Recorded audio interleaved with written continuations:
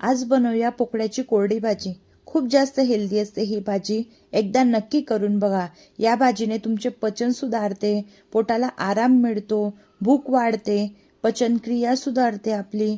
यामध्ये लोहाचे प्रमाण खूप असते, ज्याने आपल्या रक्तप्रवाह वाढण्यास मदत होते। या ठिकाणी मी भाजीला छानपैकी निवडून घेतली आहे। तिच्या ज्या दांड्या आहेत त्या दांड्याची साल काढून आपल्याला त्या हातानेच मोडून घ्यायच्या आहे। तव्यावरती तेल तापायला ठेवलं, त्यात थोडं जिरं, लसूण, हिरवी मिरची घालून आपल्याला आधी दांड्या 2 मिनिटासाठी परतवून घ्यायच्या आहे।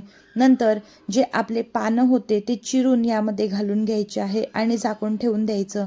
एक 2 ते 3 मिनिटानंतर झाकण उघडल्यानंतर आपण बघू शकतो आपली भाजी खूप जास्ती कोमजली जाते, शिजायला अगदी लगेच शिजते, काहीच वेळ लागत नाही। चवीनुसार मीठ घालायचं, थोडा गरम मसाला घालायचा आणि भाजी शिजेल इथपर्यंत तिला छानपैकी शिजवून घ्यायची।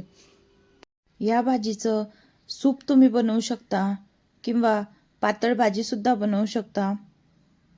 ही भाजी थंड असते, जेणेकरून ती आपल्या शरीरातली पूर्ण उष्णता काढून टाकते आणि पचायला सुद्धा हलकी असते खूप जास्त। रेसिपी नक्की करून बघा। आवडल्यास लाईक करा, शेअर करा आणि चॅनलवरती नवीन असाल तर चॅनलला सबस्क्राईब नक्की करा।